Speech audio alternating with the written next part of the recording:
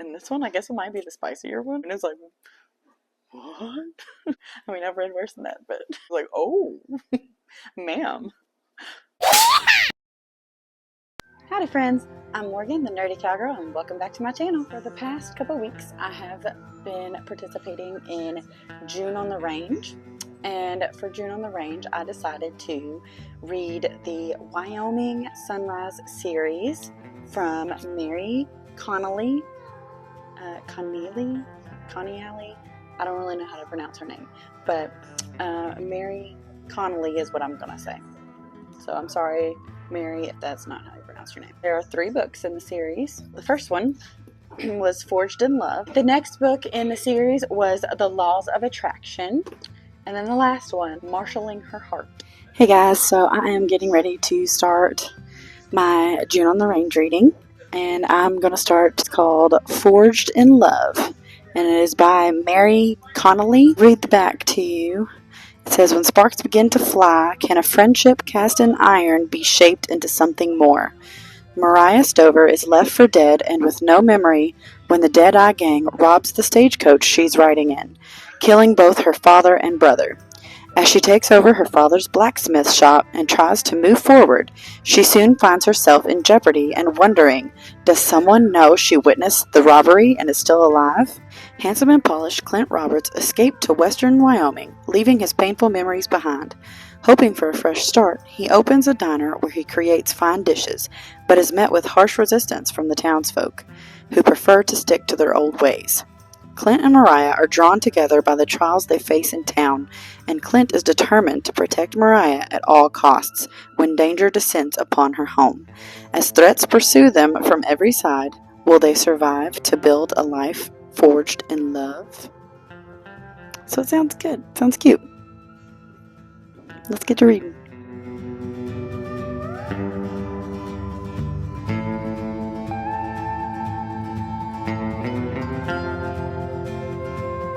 Alright, so I have read the first couple chapters, and from the beginning,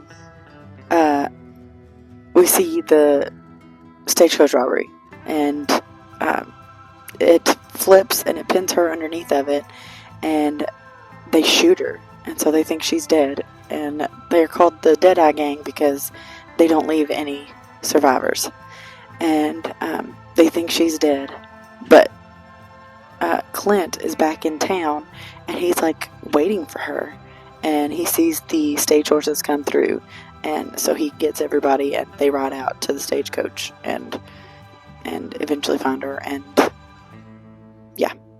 bring her home. And then they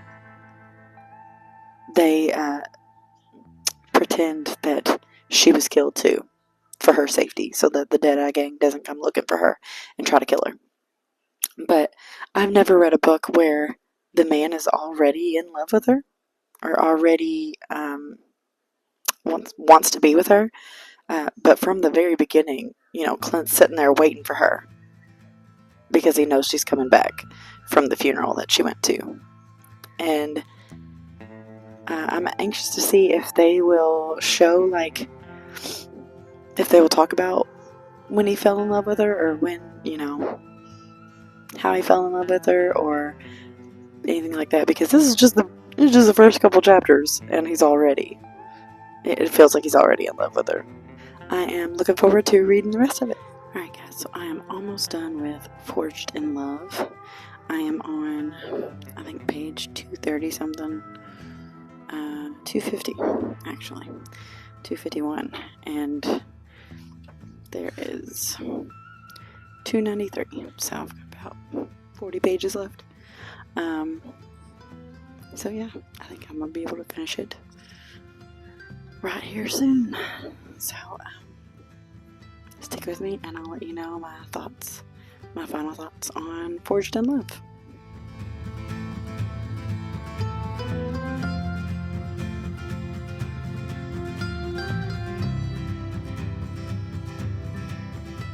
Alright, so I finished Forged in Love, and I think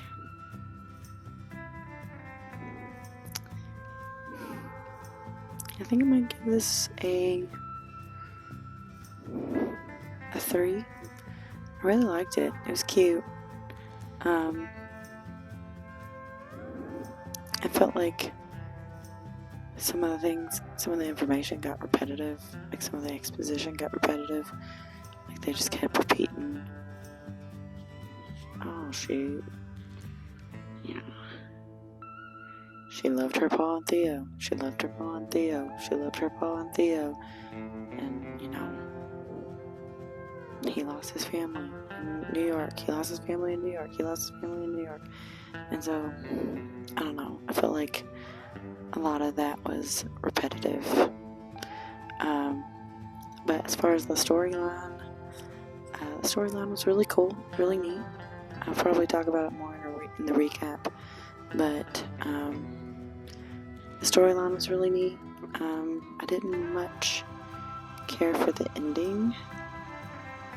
It was left kind of open, and I wonder if all three of these are interconnected.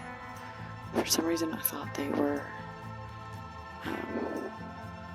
standalones, just a series of standalones. But I wonder if they're interconnected now, because the story didn't feel complete to me. I really liked Mariah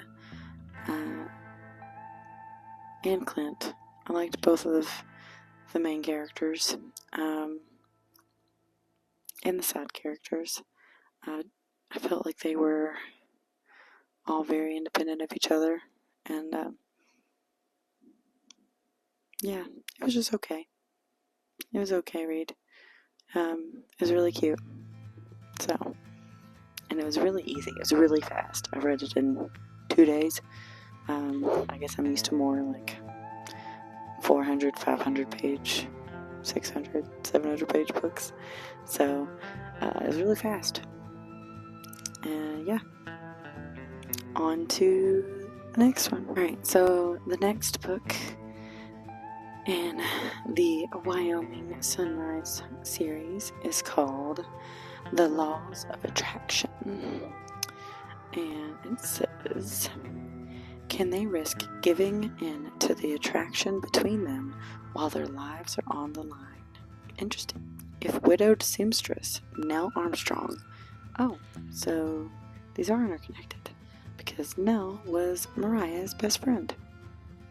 Okay. If widowed seamstress Nell Armstrong has to make one more pair of boring chaps for the cowboys in her tiny Wyoming town, she might just quit the business altogether.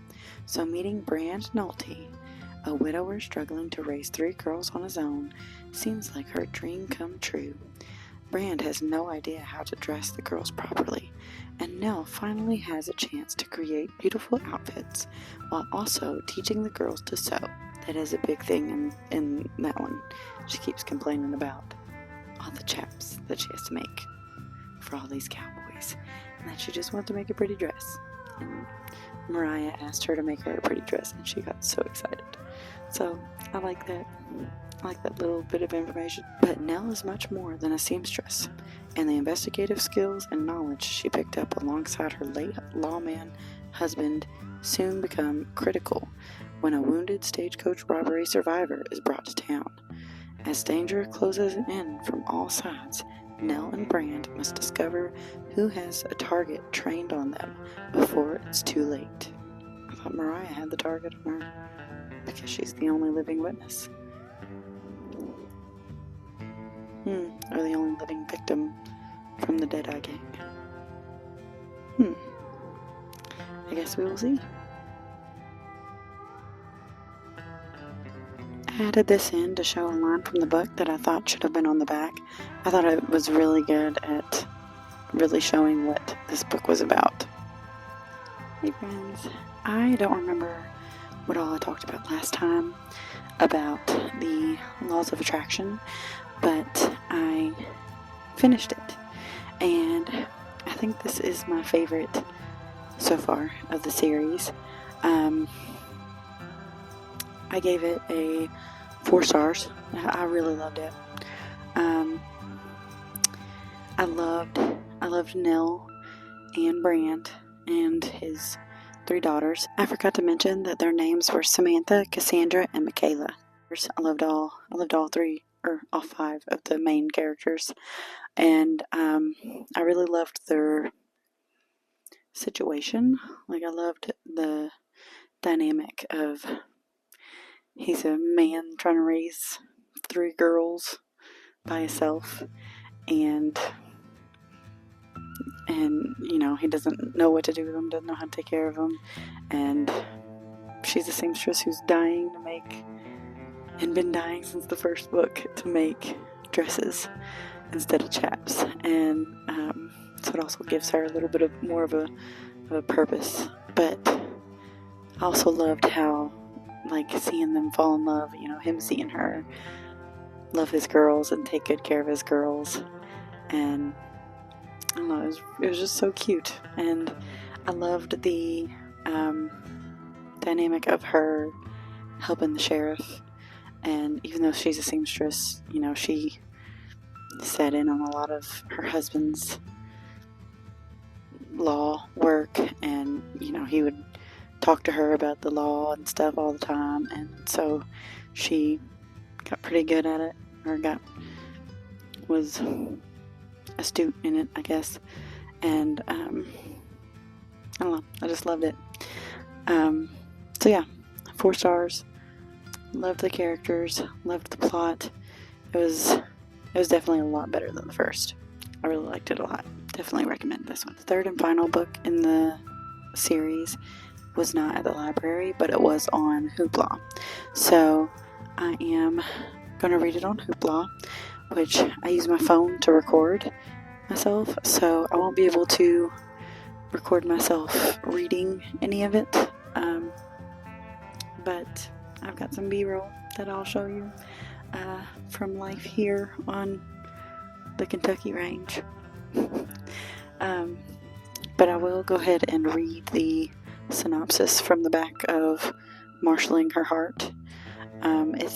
This one is about Becky, the 3rd best friend.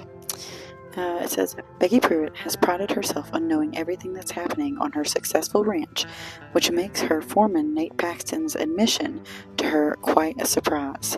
With the notorious Deadeye Gang on the loose, Nate, a former U.S. Marshal, believes that Becky's ranch might be the best spot for a group of marshals to use as a base and hideout. The timing couldn't be more crucial for the growing town of Pine Valley, and Becky feels a commitment to help. But after escaping the grasp of her harsh father, she's never liked giving up control of her life or her ranch. Again and again, Nate's proven himself to her, and she soon realizes that if there's anyone she can trust with her ranch and her heart, it might be him. But the outlaws won't go quietly, and as danger draws ever nearer, Becky and Nate are faced with impossible choices that will test their growing bond. This rousing conclusion to Mary Connealy's Wyoming Sunrise series is an exhilarating blend of humor, romance, and adventure. I wonder what the main plot of this one's going to be, because this one, like, told you they're protecting somebody a wounded stagecoach robbery survivor. But this one, so like I said, I've got to read it on my phone, and I will try to check back in when I get a little bit further into Marshalling Her Heart, and I'll let you guys know how I'm liking the book.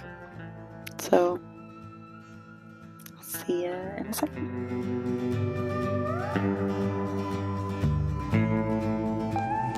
Here, show me. This is huge. Set him down on the ground. Look how big it is. So giant. I wonder if he'll come out. Yeah, favorite little toothbrush. Yeah? See, I don't. Whoa. Say easy. Remember, whoa is stop. There's a deer over there.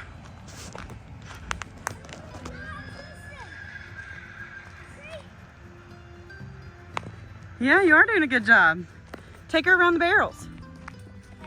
Give her head a little bit. There you go. Good job. Good job. Keep her going. Oh, there you go. Good job. Good girl. Give her head a little bit. There you go. Good job. Now give her a pet. Give her a pet. Tell her good girl. After that, she deserves a treat. She did Yeah. a good job. And hug her. This is so cool. Get it? Excuse my messy hair and messy outfit. We had a good workout today. Had a good ride. Got my helpers. My other one. Aw, poor Will. I don't even know if I got that on video. Hi, Mavi. Good day for a ride. I'm cold. Chickies are out the cage now. Just for a little bit. Oh my, he's right next to me. Oh, look at them go. Little cuties.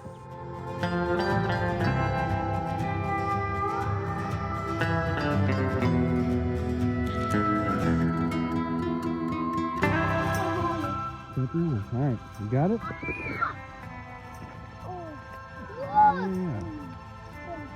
All right, grab its lip. Don't touch the hook. Oh, Whoa. we got bags. We got loads of them. Look Look at at that. the bag. Yeah. We got bags. Don't touch the hook.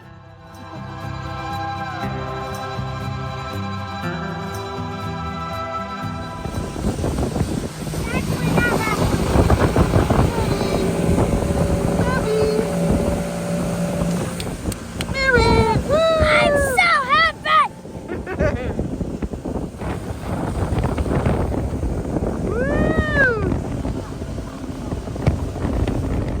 A real fishy. So I want to eat it. You know what's crazy about fishing? What? I'm glad they can't hear. What? What? Fish can't hear? Yeah, because we're trying to catch them and cook them. He doesn't hear.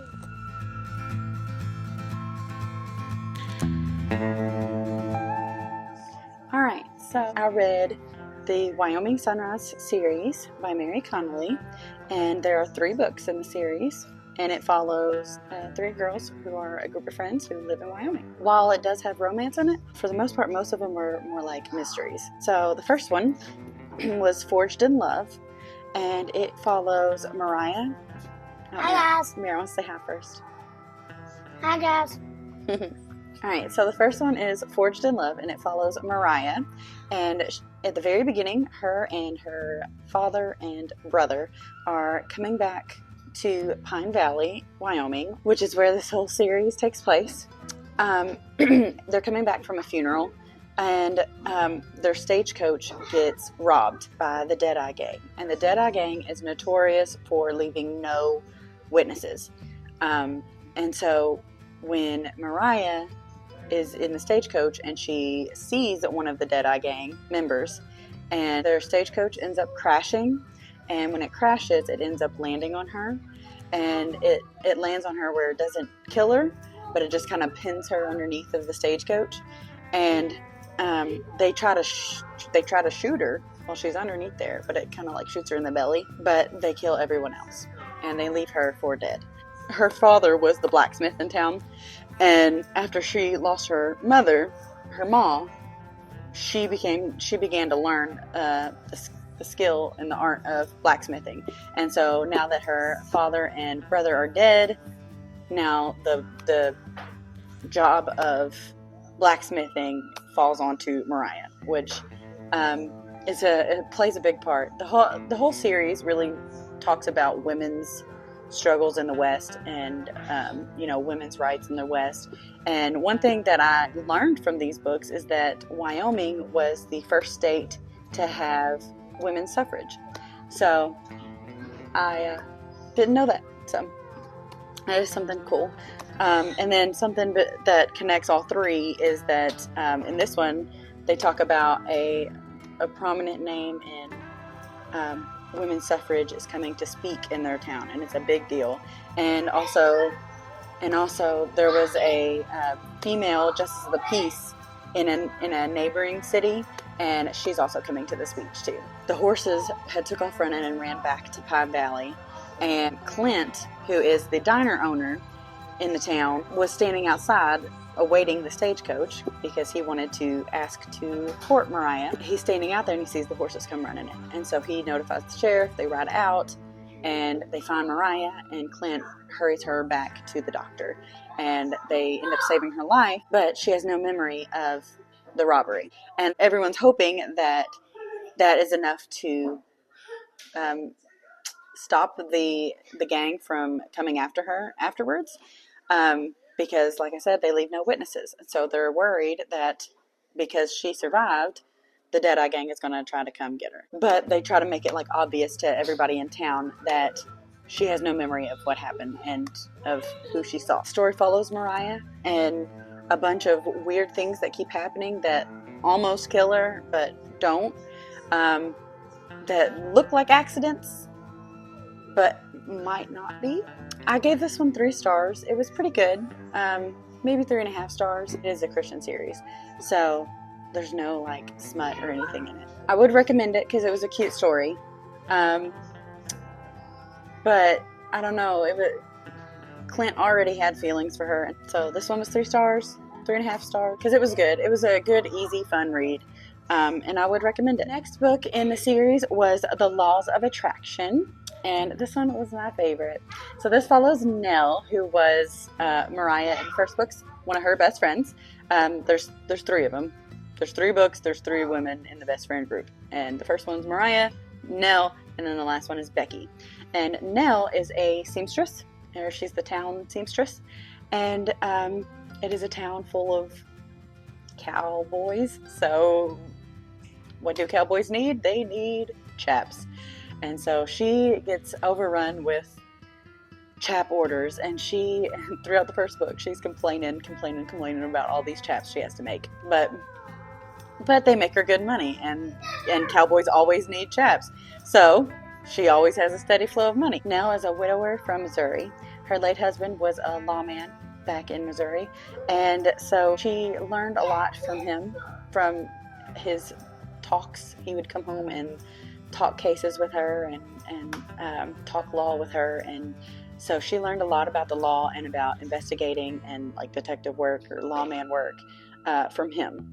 And when he passed away, or when he died, I think, was he killed? He might have been killed. I don't know.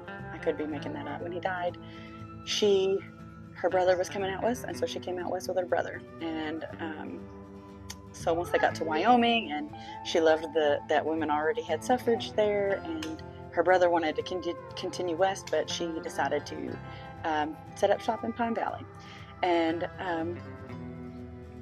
one day she is working on some chaps, and this kid runs in and hides behind her counter, and the dad comes in saying, "Where's my daughter?" And Nell thought it was a boy because it had short hair, it had on breeches, and turned out it was a daughter. And it was Brand Nolte, and he is a homesteader who lost his wife, and then in quick succession lost his mother and his mother-in-law at the same time. So he was kind of alone with 3 girls, and so he decides to move out west. And so he ends up in Pine Valley and decides to homestead there. And on the way there, he had gotten hand-me-down breeches from other people on the wagon trail, and so he dressed his girls in the breeches, and they didn't mind until they started to really be in the city. And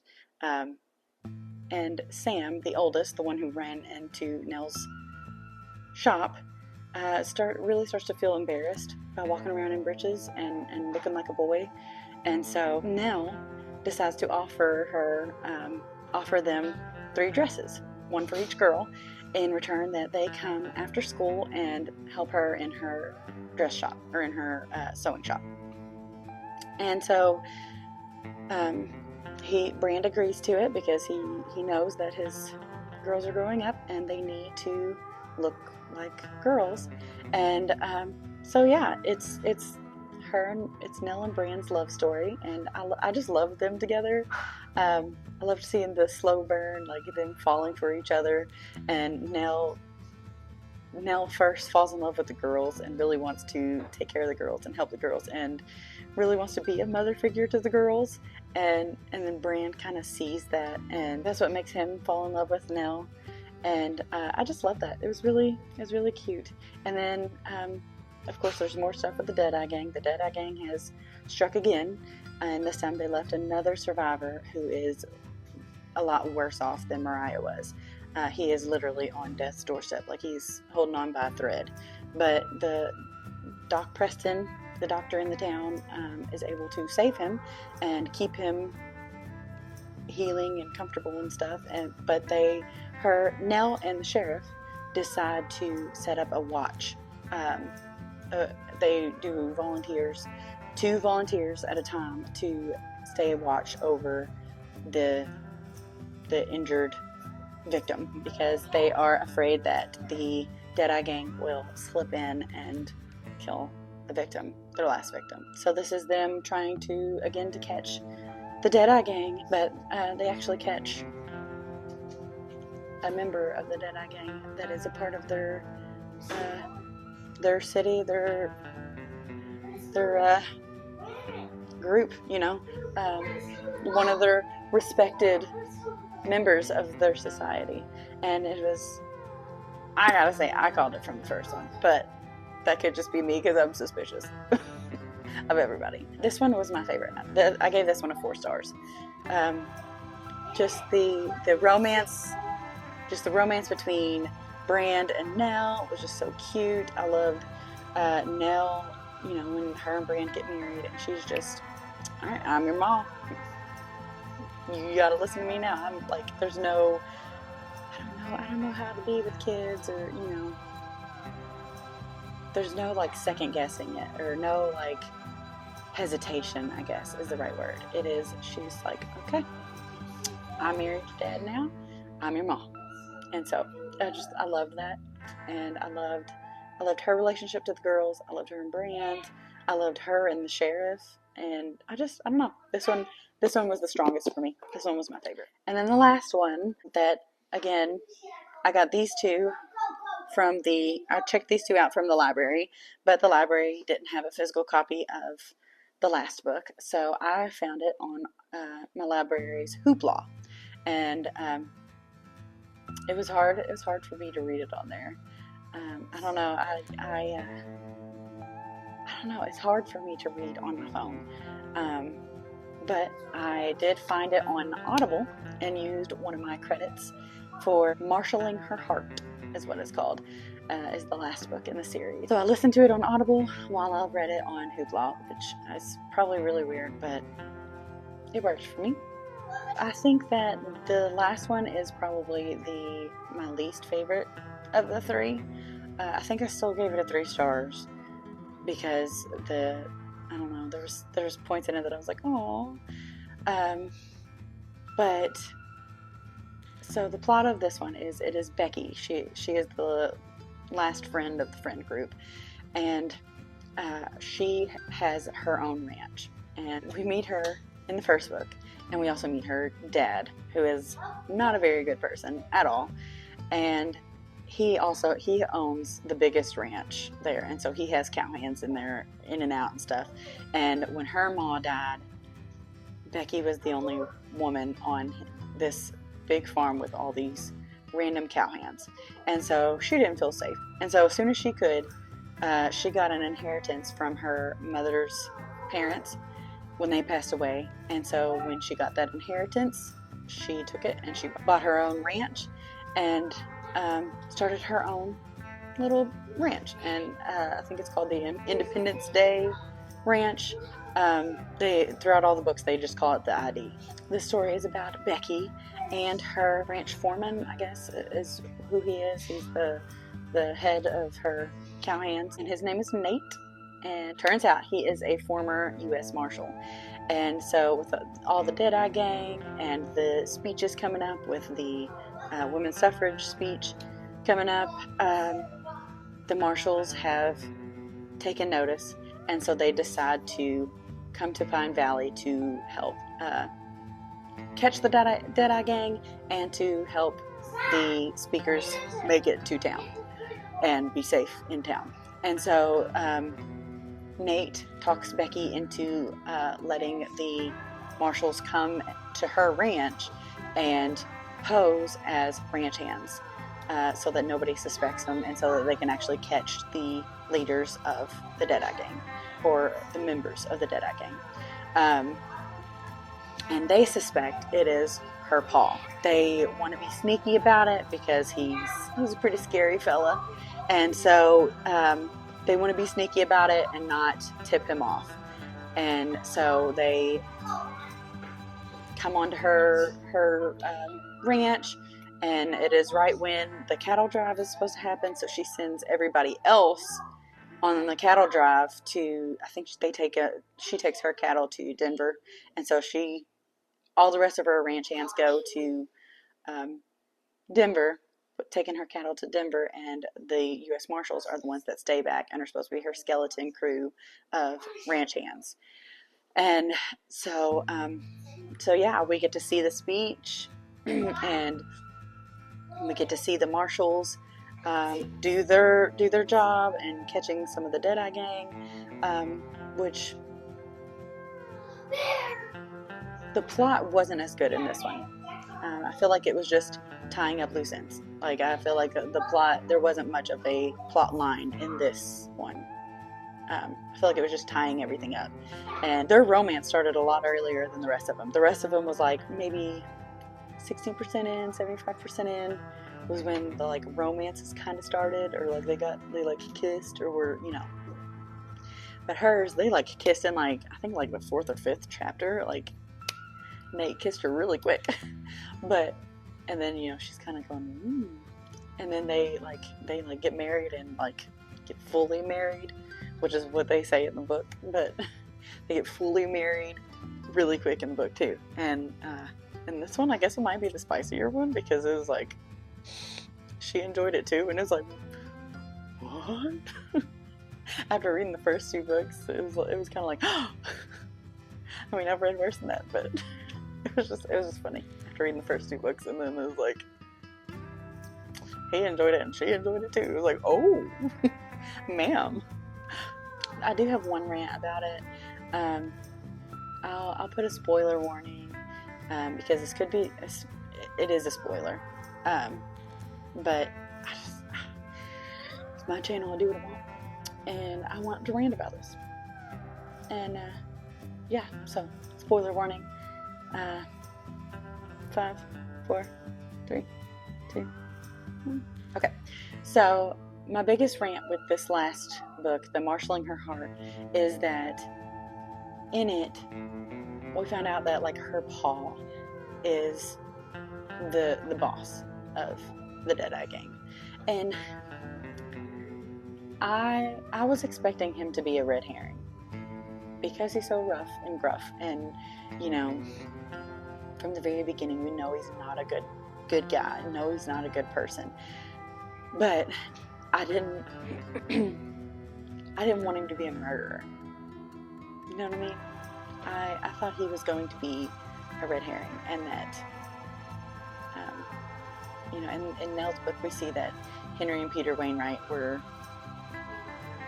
a part of the gang and led a part of it, and whatever, they were found. Okay, cool. Nobody would have suspected them, and I love that. And I feel like that makes a good leader or boss of a Deadeye Gang or a gang like that, is to be like, nobody suspects me, but everybody suspected Becky's paw. Everybody would think that.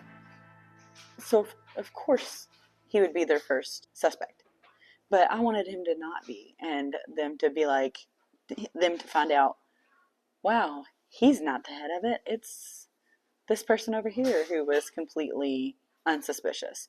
And kind of show that you can't trust, I guess they shouldn't show that they can't trust anybody, but like, you don't really know who people are behind closed doors. I kind of wish that, but I don't know. That's just a rant of mine because I felt like it was just too easy. I feel like from the beginning you're like, oh, he's the leader of the Deadeye Gang because he's a horrible guy. But I didn't want him to be like completely horrible. You know what I mean? Overall, I had a very good June on the Range.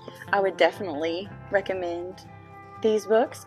They were quick, easy, fun, no nonsense. It was just a cute read.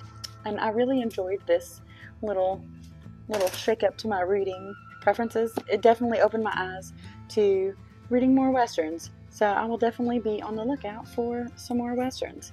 So thank you, Michael K Vaughan, for coming up with this, or for leading this June on the Range. And I hope if you participated in June on the Range, I hope that you also had a very good reading month and have also enjoyed your Westerns that you chose. That is all I have for you guys today. Thank you for watching my video. Feel free to like the video, subscribe to get more content from me, and I will see you guys in the next one. I'll see you back in the last one. God bless you. Happy trails. Bye.